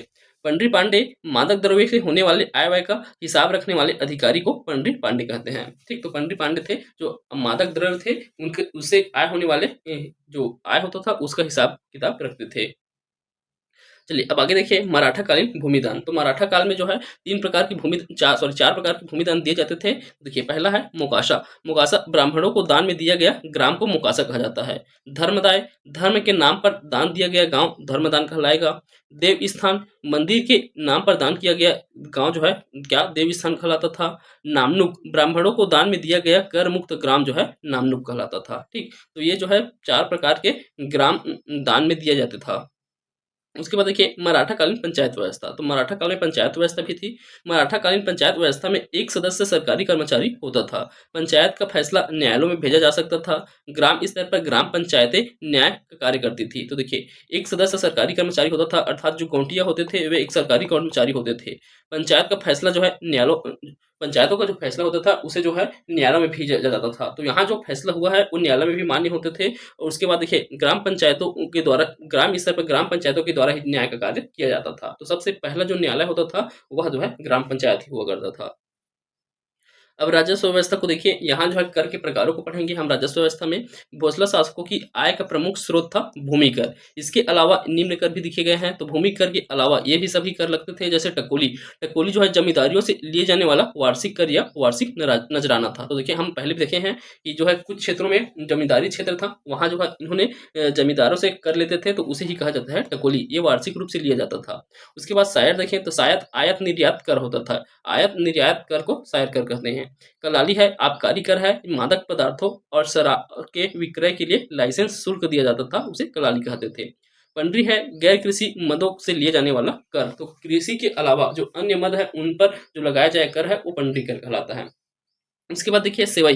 सेवई यह कई अस्थायी करों का सामूहिक नाम था, अर्थात अर्थदंड या जुर्माना था। तो बहुत सारे अगर कोई अपराध किए हैं तो उनके ऊपर अस्थायी रूप से जो कर है उनको बहुत सारे लगा दिया जाए तो एक साथ उन्हें सेवई कहा जाता था। तो अर्थदंड या जुर्माना था ये, सामूहिक रूप से इसे क्या सेवई कहते थे।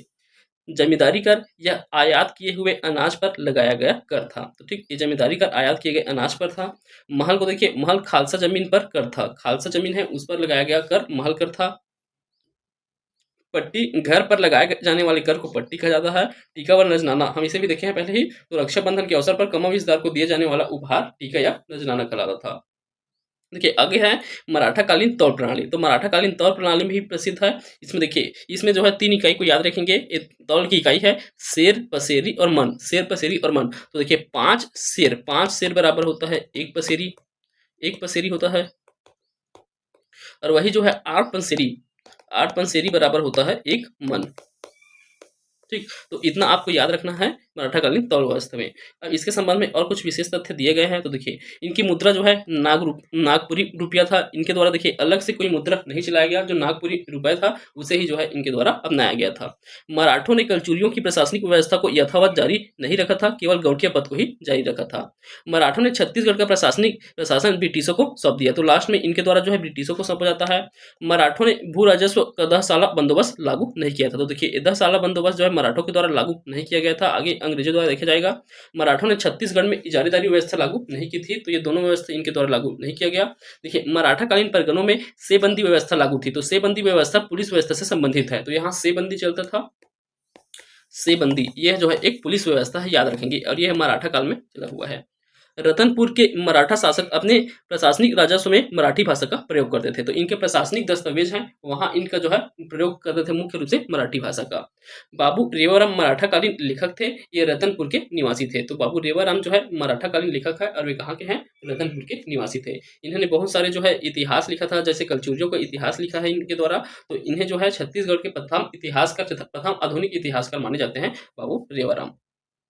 तो यहाँ से इनका प्रशासनिक व्यवस्था भी समाप्त होता है।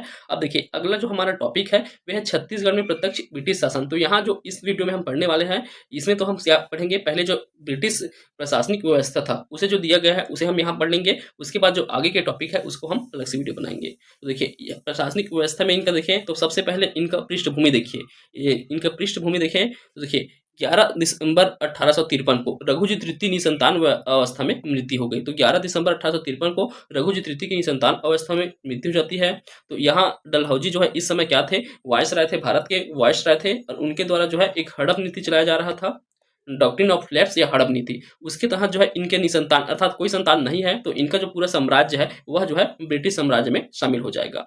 तो इसी के तहत जो है देखिए 13 मार्च 1854 को नागपुर छत्तीसगढ़ सहित नागपुर जो है आधिकारिक रूप से ब्रिटिश साम्राज्य का अंग बन गया। जिसमें जो है पहले जो यहाँ ब्रिटिश अधिकारी होंगे तो मिस्टर मिंसेल ब्रिटिश अधिकृत नागपुर राज्य के प्रथम कमिश्नर होते हैं, मिस्टर मिंसेल। तो 1854 में जो है प्रथम कमिश्नर बनते हैं नागपुर के। तो नागपुर एक कमिश्नरी बनता है, और इसके नागपुर कमिश्नरी हुआ उसके बाद जो है उसी के अंदर छत्तीसगढ़ को जो है डिप्टी कमिश्नर द्वारा शासन किया जाएगा। ठीक, तो ये 1854 में ही। तो ये देखिए मिस्टर मिंसेल यहाँ के कमिश्नर हुए। 31 जनवरी 1855 को छत्तीसगढ़ में पुनः मराठा शासन के अंतर्गत जिलेदारी व्यवस्था का अंत हो गया। तो देखिए 1854 में यहाँ नागपुर में जो है क्या ब्रिटिश प्रशासन अधिकृत हो गया था, परंतु 1854 में जो है यहाँ जो जिलेदारी व्यवस्था था उसका अंत हुआ। और 1 फरवरी 1855 को जिलेदार जो अंतिम जिलेदार थे गोपाल राव, उनके द्वारा ब्रिटिश प्रतिनिधि छत्तीसगढ़ को जो है शासन सौंप दिया गया था। तो ब्रिटिश प्रतिनिधि उस समय थे चार्ल्स सी इलियट। तो चार्ल्स सी इलियट नागपुर राज्य के ब्रिटिश शासन के अंतर्गत छत्तीसगढ़ के प्रथम डिप्टी कमिश्नर थे। तो चार्ल्स सी इलियट को 1 फरवरी 1855 को गोपाल राव के द्वारा जो है छत्तीसगढ़ का जो शासन है वह सौंप दिया जाता है। ठीक, तो ये इनके पृष्ठभूमि हो गया। अब देखिए इस समय जब छत्तीसगढ़ शामिल हुआ उस समय जो प्रमुख अधिकारी थे उनके संबंध में यहाँ दिया गया है। तो ब्रिटिश कालीन छत्तीसगढ़ में नियुक्तियां, तो देखिए कमिश्नर कौन बने? नागपुर के कमिश्नर थे मिस्टर मिंसेल। 1854 की घटना है ये। ठीक, जब छत्तीसगढ़ जो है पूरी तरह से ब्रिटिश शासन में शामिल हुआ था। कमिश्नर थे मिस्टर मिंसेल नागपुर के, और छत्तीसगढ़ में डिप्टी कमिश्नर की नियुक्ति की गई, जो थे कौन? चार्ल्स सी इलियट। और इनकी सहायता के लिए अतिरिक्त सहायक कमिश्नरों की नियुक्ति किया जाता है। तो बिलासपुर में अतिरिक्त सहायक कमिश्नर थे गोपाल राव, जो अंतिम जिलेदार थे गोपाल राव, उन्हीं को बिलासपुर के अतिरिक्त सहायक कमिश्नर बनाते हैं। और रायपुर में जो है मोहम्मद उल हसन को जो है अतिरिक्त सहायक कमिश्नर बनाते हैं। तो ठीक, चार्ल्स सी इलियट की सहायता के लिए जो अतिरिक्त सहायक कमिश्नरों की नियुक्ति की गई थी। अब देखिए, अब अंग्रेजों की हमें हमारे जो है क्या छत्तीसगढ़ में क्या-क्या देन है, उनके द्वारा क्या-क्या व्यवस्था चलाया गया, प्रारंभ किया गया था, उन सबको यहाँ दिया गया है। तो जैसे कि सबसे पहला देखिए तहसीलदारी व्यवस्था। तो तहसीलदारी व्यवस्था जो है ब्रिटिशों की ही देन है। सबसे पहले जो है छत्तीसगढ़ में जो है चार्ल्स सी इलियट द्वारा तहसीलदारी व्यवस्था प्रारंभ किया गया। कब किया गया? तो 1854 में। 1854 में तहसीलदारी व्यवस्था प्रारंभ किया गया। तो देखिए 1854 में 3 तहसील बनाए जाते हैं। रायपुर, धमतरी और रतनपुर, ये 3 तहसीलों का गठन किया जाता है। फिर कुछ समय बाद 1854 में नवागढ़ और दुर्ग को भी तहसील बना दिया जाता है। उसके बाद जो है 1863 में सिमगा को भी तहसील बना दिया जाता है। और बाद में ये जो दुर्ग जो है सॉरी, यहाँ पास पहले धमधा को बनाया जाता है, धमधा बनाता है, उसके बाद जो है बाद में जो है दुर्ग को बनाया जाता है। ठीक, तो ये 1857 में नवागढ़ और धमधा बने। धमधा के बाद थोड़ा बाद में जो है दुर्ग को जो है तहसील बनाया जाता है। ठीक, तो ये जो है टोटल यहाँ कितने 6 तहसील हैं, वे 54 से 63 के बीच में बने हुए थे। 54 में 3 तहसील रायपुर, रतनपुर और धमतरी, 1857 में नवागढ़ और दुर्ग, 1863 में सिमगा। चलिए, अब ताहूदारी व्यवस्था देखें तो ताहूदारी व्यवस्था हमने कहाँ से प्रारंभ देखा था? तो ब्रिटिश नियंत्रण काल से। तो इसकी शुरुआत ब्रिटिश नियंत्रण काल में कैप्टन सैंडिस द्वारा 1826 में हुआ था। तो देख सकते हैं आप, इनका पहले सैंडिस द्वारा जो है 1826 में लोरमी को, 1828 में तेरेंगा को, ये 2 ताहूदारी बनाए थे। उसके बाद रघुजी तृतीय द्वारा 2 और ताहूदारियों का गठन किया जाता है, सिरपुर और लवन। सिरपुर को 1843 में और लवन को 1848 में। चार्ल्स सी इलियट द्वारा 1854 में संजारी को, 1854 में ही जो है 3 और बनाए जाते हैं, किनके द्वारा? चार्ल्स सी इलियट द्वारा।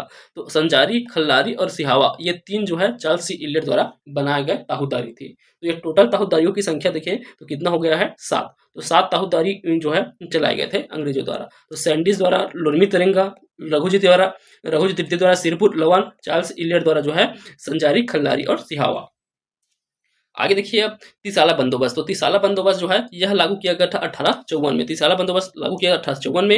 यह चार्ल्स इलियट द्वारा लागू किया गया था और यह कब तक के चला था? 1854 से लेकर के 1863 तक के, सॉरी 1862 तक के चला था, 8 वर्षों तक के। तो देखिए तीसाला बंदोबस्त में क्या होता था? तो 3 साल के लिए जो है, 3 वर्ष के लिए जो है एक राजस्व व्यवस्था प्रारंभ किया जाता था, राजस्व व्यवस्था लाया जाता था। उसे ही जो है क्या कहा गया? तीसाला बंदोबस्त कहा गया। 3 साल के लिए बंदोबस्त व्यवस्था, तीसाला बंदोबस्त। तो यह जो है कितना 3-3 करके जो है 2 बार कंप्लीट चला, उसके बाद जो है 3 चलता, तो उसे कंप्लीट होने से पहले एक नई व्यवस्था स्टार्ट हो जाता है। तो ये टोटल 8 वर्षों तक ही बस चला है, 1854 से 1862 तक के।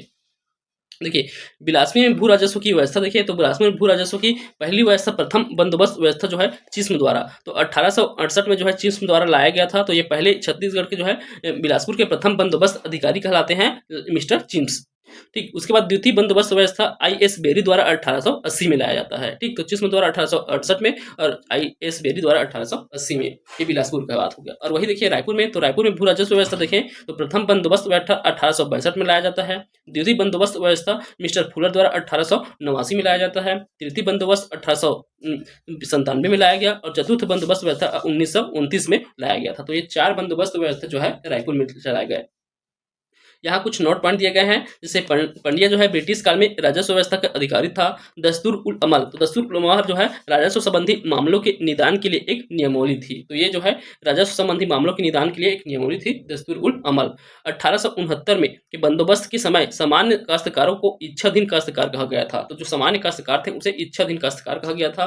ब्रिटिश काल में रायपुर जिले के गौटियों को मालगुजार कहा गया, क्योंकि यह परिवर्तन 1859 के बंदोबस्त में किया गया था। तो देखिए जो गौटिया है, जो गौटिया का पद कलचुरी काल से जो चला आ रहा था गौटिया का पद, इनके भी समय में रहेगा गौटिया का पद, बस उनका नाम जो है क्या हो जाएगा? मालगुजार हो जाएगा। तो ब्रिटिश काल में गौटिया को क्या कहा जाने लगा? मालगुजार। और यह परिवर्तन किसमें किया गया था? 1869 का जो बंदोबस्त था उसमें ही किया गया था। मालगुजारों को मालिक या मकबूजा अधिकार दिया गया था। तो इन्हें जो है मालिक के अधिकार या मकबूजा का अधिकार भी दिया गया था। ग्राम रैयत अब मालगुजारों के काश्तकार बन गए थे। तो मालगुजार अर्थात जो गौटिया थे उन्हीं के काश्तकार हो गए थे। जो ग्राम थे वे मालगुजारों को भूमि स्वामित्व प्राप्त हुए थे। तो इन्हें भूमि का स्वामित्व भी दिया गया था कि वे जो है स्वामी होते थे उस भूमि का, जो जिनके क्षेत्र अंतर्गत आते थे। तो ये हो गया अंग्रेजों की भू राजस्व व्यवस्था। उसके बाद देखिए अंग्रेजों द्वारा जो है डाक तार व्यवस्था का भी प्रारंभ किया गया था। तो देखिए इसका स्थापना जो है ब्रिटिश नियंत्रण काल में ही हम देखे थे, कैप्टन सैंडिस द्वारा डाक तार व्यवस्था की शुरुआत की गई थी। तो ब्रिटिश नियंत्रण काल में कैप्टन सैंडिस द्वारा पद स्थापना देखिए, रायपुर के डाकघर में पोस्ट मास्टर की पद स्थापना किया गया था। और प्रथम पोस्ट मास्टर के रूप में किनकी नियुक्ति? 1857 में पोस्ट मास्टर के रूप में लेफ्टिनेंट स्मिथ की नियुक्ति की गई थी। जिला स्तर पर डाक व्यवस्था के लिए एक दफेदार की भी नियुक्ति किया गया था। मुद्रा व्यवस्था देखिए, तो 1 मई 1855 को कंपनी का नया सिक्का जारी किया गया था। 5 जून 1855 को मराठाकालीन नागपुरी रुपया बंद कर ईस्ट इंडिया कंपनी ने अपने सिक्के प्रारंभ किए गए थे। तो ईस्ट इंडिया कंपनी द्वारा अपना सिक्का 1 मई 1855 को जारी कर दिया गया था। उसके बाद फिर कुछ समय बाद जो है 5 जून 1855 को नागपुरी रुपये को बंद करके इन्होंने अपने खुद के सिक्के चलाना प्रारंभ कर दिया था। उसके बाद यातायात व्यवस्था को देखें तो 1887 में छत्तीसगढ़ रेलवे का बंगाल नागपुर रेलवे में विलय हुआ था। तो कब 1887 में छत्तीसगढ़ रेलवे का बंगाल रेलवे में विलय हुआ था। 27 नवंबर 1888 को प्रदेश में सर्वप्रथम रेल का संचालन बंगाल नागपुर के मध्य प्रारंभ हुआ। 1900 में बिलासपुर में रेल मंडल की स्थापना की जो कलकत्ता रेलवे के अधीन था। राजनांदगांव, दुर्ग, रायपुर और बिलासपुर मुंबई कोलकाता लाइन से जुड़ गया था। अगला देखिए पुलिस व्यवस्था। तो देखिए ये जो है यहाँ पीडीएफ में अच्छे से नहीं बन पाया है, बाकी बुक में क्लियर दिया गया है, तो मैं आपको समझा देता हूँ। यहाँ पुलिस व्यवस्था, तो पुलिस व्यवस्था जो है सबसे पहले सितंबर 1856 में छत्तीसगढ़ में 4 पुलिस विभाग बनाए गए थे, जिसमें कहाँ कहाँ पुलिस विभाग बनाए गए। पहला रायपुर सदर बाजार में, रायपुर तहसील के अंतर्गत धमतरी तहसील और रतनपुर तहसील, इन 3 तहसील और रायपुर सदर, इन जो है 4 पुलिस विभाग बनाए गए थे। जनवरी 1858 में पंजाब पुलिस मैनुअल को छत्तीसगढ़ में लागू किया गया था। तो पंजाब पुलिस मैनुअल 1858 में छत्तीसगढ़ में लागू हुआ। 1862 में पुलिस व्यवस्था में नवीन सुधार किए गए। इस सुधार के तहत छत्तीसगढ़ में पुलिस अधीक्षक, सहायक अधीक्षक एवं प्रत्येक थाने के थानेदार एवं उनके सहयोगों की नियुक्ति की गई। सिपाहियों को बरकंदाज कहा जाता था। तो जो छत्तीसगढ़ में जो ब्रिटिशकालीन सिपाही थे उन्हें जो है बरकंदाज कहते थे। आगे देखिए जेल व्यवस्था। तो रायपुर में केंद्रीय जेल का निर्माण किया गया था। सबसे पहला जो केंद्रीय जेल था वह जो है रायपुर का केंद्रीय जेल है। डिप्टी कमिश्नर इलियट ने जेल प्रशासन में आवश्यक सुधार भी किए थे। पहले रायपुर केंद्रीय जेल बना, उसके बाद जो है बिलासपुर केंद्रीय जेल का भी गठन किया गया था। अगला देखिए मध्य प्रांत का गठन एवं छत्तीसगढ़ के जिले एवं संभाग व्यवस्था। तो देखिए पहला जिला निर्माण, छत्तीसगढ़ में जिला निर्माण कब होता है, तो 2 नवंबर 1861 को जिलेदारी व्यवस्था का प्रारंभ किया गया। मध्य प्रांत की गठन किया गया था इसी 2 नवंबर 1861 को, और उसी में जो है छत्तीसगढ़ में 3 जिले गठित किए गए, संबलपुर, बिलासपुर और रायपुर। तो देखिए संबलपुर, बिलासपुर और रायपुर ये सभी तीनों जिले जो है छत्तीसगढ़ में ही आते थे। बाद में संबलपुर को जो है 1905 के जो बंगाल विभाजन था उस समय जो है इसे अलग करके जो है बंगाल प्रांत के उड़ीसा क्षेत्र में शामिल कर दिया जाएगा। आगे देखिए संभागीय व्यवस्था देखें, तो संभागीय व्यवस्था का प्रारंभ होता है 1862 को। 1862 में छत्तीसगढ़ में मध्य प्रांत का एक संभाग बनाया गया, जिसका संभाग मुख्यालय कहाँ था, रायपुर था। तो मध्य प्रांत के अंतर्गत टोटल 5 संभाग बनाए जाते हैं, उसमें से हमारा छत्तीसगढ़ भी एक संभाग बनता है और इसका मुख्यालय रखा जाता है छत्तीसगढ़ संभाग का कौन सा, रायपुर। तो 1862 से ही रायपुर संभाग बना है, यह माना जाता है। चलिए अगला देखिए भौगोलिक पुनर्गठन। तो 1905 का जो भौगोलिक पुनर्गठन था बंगाल विभाजन के फलस्वरूप, उसके संबंध में छत्तीसगढ़ में क्या प्रभाव पड़े, तो 1905 में जो बंगाल विभाजन के दौरान मध्य प्रांत के छत्तीसगढ़ वाले भाग में शामिल एक जिला था संबलपुर जिला। इसके अधीन रियासत कौन थे, पटना, सोनपुर, रायखोल, बामरा और कालाहांडी, ये 5 रियासत आते थे। इन 5 रियासतों को छत्तीसगढ़ से पृथक करके बंगाल प्रांत के उड़ीसा क्षेत्र में शामिल कर दिया गया था।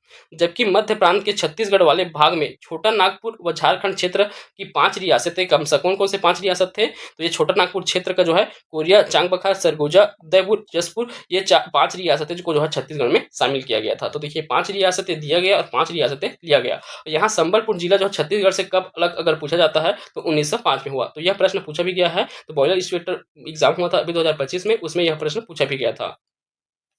चलिए अगला है राजस्व व्यवस्था।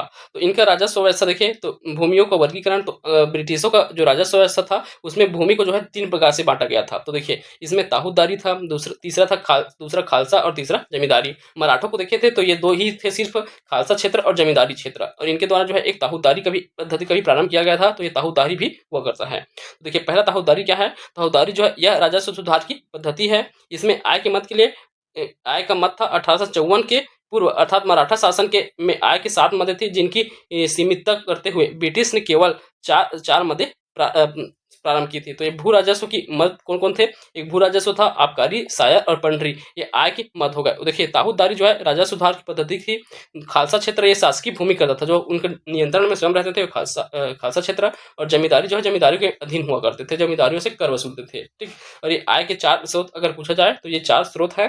पहले तो मराठा शासन काल में 7 स्रोत हुआ करते थे, और इनके समय जो है 4 ही हो गए। भू राजस्व, आबकारी, सायर और पंडरी, ये 4 प्रमुख जो है स्रोत हो गए थे राजस्व के। अगला देखिए न्याय व्यवस्था। इन्हीं के शासनकाल में मराठाकालीन दोषपूर्ण न्याय व्यवस्था को समाप्त करके न्याय व्यवस्था के व्यापक सुधार किए गए थे। तो न्याय व्यवस्था को जो सबसे बड़ा सुधार हुआ ब्रिटिश काल में देखने को मिलेगा। इसका आधार पंजाब में लागू जो सिविल कोड है उसे को आधार बना के, छत्तीसगढ़ में जो है पंजाब में आधारित सिविल कोड को आधार बना के यहाँ नए सिविल कोड बनाए गए। मुख्य न्यायिक अधिकारी रायपुर और बिलासपुर जिलों में डिप्टी कमिश्नर जो है मुख्य न्यायिक अधिकारी होते थे। न्यायालय दीवानी और फौजदारी न्यायालय की स्थापना की गई। दो प्रकार के न्यायालय होते हैं, दीवानी न्यायालय और फौजदारी, दोनों जो है प्रारंभ किए गए। देखिए, तहसीलों को दीवानी और फौजदारी अधिकार प्रदान किए गए थे। तहसीलदारों को जो है दीवानी और फौजदारी दोनों अधिकार प्राप्त किए गए थे। और देखिए, तहसीलदार जो है का पद भारतीयों के लिए आरक्षित भी था। तो ये जो है याद रखेंगे, तहसीलदार का पद किनके लिए? भारतीयों के लिए आरक्षित रखा गया था ब्रिटिश काल में।